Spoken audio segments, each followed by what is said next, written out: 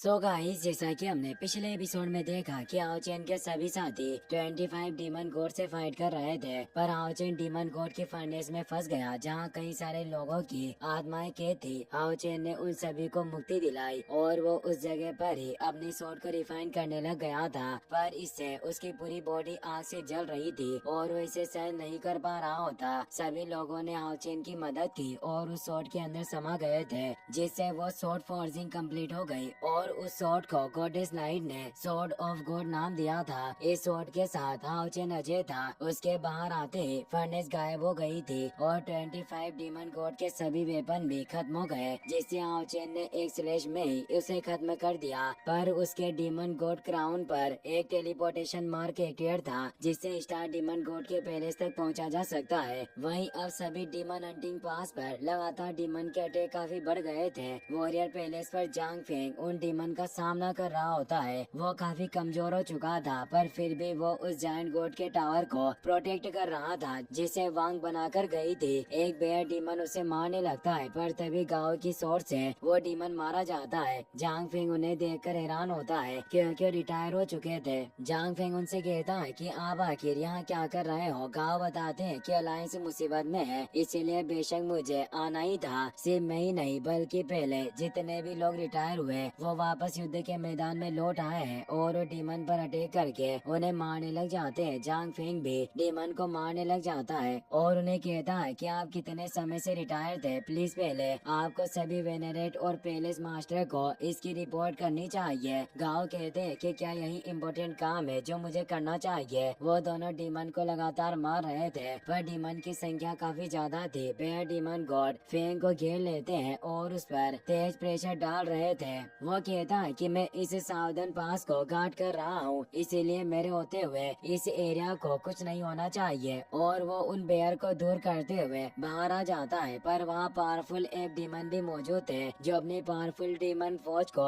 आगे भेजते हैं और एक एप डीमन खुद जांग फेंग पर अटैक करता है। जांग फेंग अपने शील्ड से उस अटैक को रोकने लगता है, पर वो काफी पावरफुल एप डीमन था जो उसे दूर फेंक देता है और ऊपर आकर उसे काफी जोर से हिट करता है, जिससे जांग फेंग बहुत ही बुरी तरीके से नीचे गिरता है। गांव उसे बचाने जाने लगते हैं, पर दूसरा एप डीमन उन्हें लात मारकर दूर फेंकता है और अब दोनों डीमन उन्हें पंच करने वाले थे। गांव देखते हैं कि वॉरियर टेम्पल की हालत काफी बिगड़ती जा रही है। सभी सैनिक मर रहे थे, जिससे अब उन्हें कोई नहीं बचा सकता और क्या यही हमारा अंत होगा। पर तभी उस जगह पर तेज लाइट ग्लो होती है, जिससे सभी डीमन पर तेज प्रेशर पड़ता है और वो नीचे गिर जाते हैं। उस जगह पर हाउचेन की स्वॉर्ड ऑफ गॉड आ गई थी, जिससे वहाँ लाइट एंड रेन ड्रैगन दिखाई दे रहे थे। गांव ये देखकर हैरान होते हैं। वो कहते हैं कि ये एक मैजिकल आर्टिफैक्ट है, आखिर इस जगह पर कौन मदद करने के लिए आ रहा है। हाउचेन अब उस स्वॉर्ड को उठा लेता है और अपने परसूट ऑफ लाइट मूव का इस्तेमाल करता है, जिससे उस एरिया में मौजूद सभी डीमन का एक स्लैश में ही खात्मा हो जाता है। ये एनर्जी इतनी ज्यादा टेरिफाइंग थी कि गांव को भी देखने में प्रॉब्लम हो रही होती है। जांग फेंग कहता है कि ये तो हाउचेन और उसकी टीम है। हाउचेन अब गांव के पास आ जाता है और उन्हें रेस्पेक्ट देकर कहता है कि कैप्टन गांव, आपसे काफी समय से मुलाकात नहीं हुई, आप आखिर कैसे हो। अब हमें उस वक्त का सीन दिखाया जाता है जब वो एग्जॉर्सिस्ट पास में मौजूद है, जब गांव ने उसे बताया था कि हमारे पास इस युद्ध को खत्म करने का एक तरीका जरूर होगा, हम इंसान कभी भी हार नहीं मानते। फिर उनकी सिरे के साथ फाइट हुई थी, जिसमें वो बुरी तरीके से जख्मी हो गए थे, पर हाउचेन ने येटिंग की मदद से उन्हें बचाया था। हाउचेन ने उसके बाद उनसे वादा किया कि वो हमेशा आगे बढ़ता रहेगा और कभी पीछे नहीं हटेगा।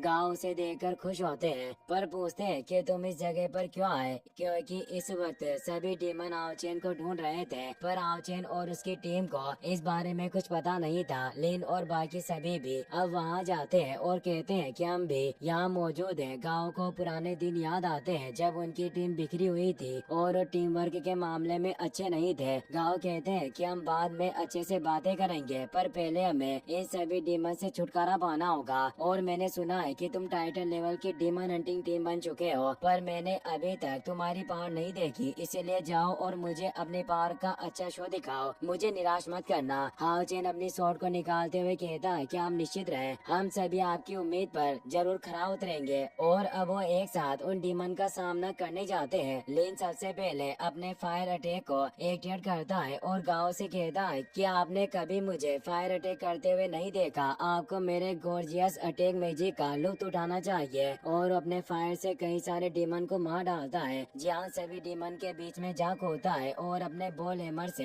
सभी को मारने लगता है और बताता है कि मैं तुम छोटे से डीमन क्लेन के डीमंस का आसानी से खात्मा कर सकता हूँ। जांग फेंग एक बेयर डीमन पर अटैक करने जाता है, पर उस अटैक से बेयर डीमन को ज्यादा चोट नहीं पहुँचती, पर वांग अपने पावरफुल पंच से उस बेयर डीमन को खत्म कर देती है। हाव्यू अपनी स्वॉर्ड स्किल से डीमंस का खात्मा कर रहा था। चेनिंग भी कम नहीं पड़ती, वो अपने लाइफ गेट से हाव्यू को बिस्ट फॉर्म से बाहर निकाल लेती है, जो डीमन का सफाया करने लगता है। शेनिन डेथ गॉड के 7 डेडली आर्ट के first move life of death को एक्टिवेट करती है और हाउ चेन अपने डिवाइन रियल्म के 3 वंडर मूव को एक्टिवेट करता है, जिससे एक जायंट स्वॉर्ड बाहर आती है और उन दोनों के कंबाइन अटैक से सारे डीमन मरने लगते हैं। काफी फियर्स अटैक होता है जिससे सभी डीमन का सफाया हो गया था। सभी ये देखकर खुश होते हैं। सोल्जर्स कहते हैं कि आखिर हम जीत गए। जांग फेंग कमजोर हो चुका था, पर वांग उसे संभालती है। गाओ भी उन सभी की पावर देखकर काफी खुश होते हैं। जियांग उन्हें कहता है कि मुझे आपकी काफी याद आई, मैंने कभी उम्मीद नहीं की थी कि इस जगह पर आपसे मुलाकात होगी। अब हाओ चेन भी पूरी टीम के साथ उनके पास आ जाता है। चेनिंग कहती है कि बहुत वक्त हो गया, माइडू आपको कब से याद कर रहा था। लिन कहता है कि मुझे भी आपकी बहुत याद आई। गाओ कहते हैं कि मुझे भी तुम सभी से मिलकर काफी खुशी हुई और उन्हें पुराने दिन वापस याद आने लगते हैं जब हाओ चेन की टीम काफी अव्यवस्थित थी। जियांग जो एक हीलर होने के बावजूद हीलिंग नहीं कर पाता, लिन फायर मैजिक नहीं कर सकता था और चेनिंग समन नहीं कर पाती थी और वो सभी काफी लापरवाह थे। पर अब वो सभी खुश है कि वो सभी काफी आगे बढ़ चुके हैं और अपनी गलतियों से सीखते हैं। वो उन सभी से कहते हैं कि वक्त काफी जल्दी गुजरा, तुम सभी देखते ही देखते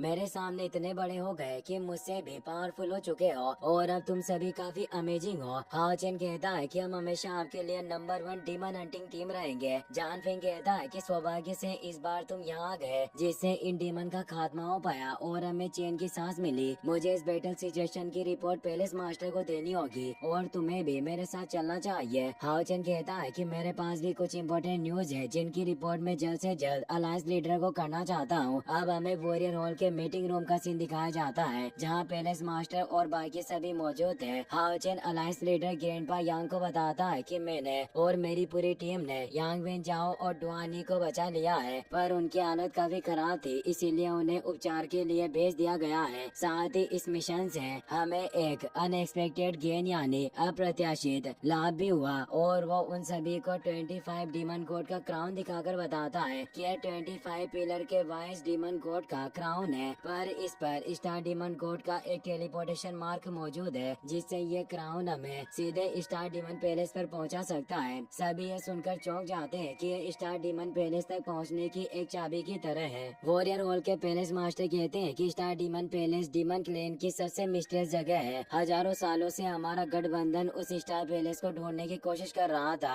पर हम उसे ढूंढ नहीं पाए। यहाँ तक कि हमारे दोनों टाइटल लेवल के डीमन हंटिंग ग्रुप भी ऐसा नहीं कर पाए थे। रेनबो कुआंग कहते हैं कि आओ चैन, आखिर तुम उस स्टार डीमन गॉड के पैलेस तक कैसे पहुँचे, क्योंकि ये डीमन का क्राउन है, आखिर इससे इंसान कैसे उस महल में प्रवेश कर सकते हैं। हाओ चेन कहता है कि शायद ये सब इसीलिए हो सकता है क्योंकि जब हमें फैंटेसी पैराडाइज में प्रवेश किया था तब हमारे डीमन क्लेन की हायर टीम के साथ फाइट हुई जिसमें उन सभी डीमन गॉड के उत्तराधिकारी मौजूद थे जिनके हायर क्राउन को हमने एजो किया और हम सभी जुड़े हुए हैं, जिससे लगता है कि टेलीपोर्टेशन मार्क सिर्फ डीमन गॉड और उनके उत्तराधिकारी को ही उस जगह पर लेकर जा सकता है। पैलेस मास्टर कहते हैं कि अगर ऐसा है तो कोई आश्चर्य नहीं कि हम इतने सालों में कभी भी स्टार डीमन पैलेस तक नहीं पहुंच पाए। वाकई वो स्टार डीमन गॉड काफी चालाक है जो उसने महल का रास्ता इतनी बुरी तरीके से छिपा रखा है। रेनवो क्वांग कहते हैं कि अब हम उस स्टार डीमन पैलेस में जाकर उनके घर को नष्ट कर सकते हैं। पैलेस मास्टर कहते हैं कि अगर ऐसा हो गया तो काफी अच्छा होगा क्योंकि स्टार डीमन गॉड ही पूरे डीमन जाति के मस्तिष्क की तरह है, वो ही सभी डीमन आर्मी को कमांड देते हैं। हालांकि वो हमला करने के मामले में बहुत ही खराब होते हैं, लेकिन वो डीमन क्लेन का ब्रेन है और साथ ही वो स्टार डीमन के वंशज का भी एक मेंबर है जो हर युद्ध की रणनीति तय करता है, जिससे उनके जीतने की संभावना काफी ज्यादा होती है। हाओ चेन कहता है कि जहाँ तक मैं जानता हूँ कि सन, मून और स्टार ये तीनों डीमन पिलर ही पूरे डीमन जाति के केंद्र की तरह है। अगर हम उस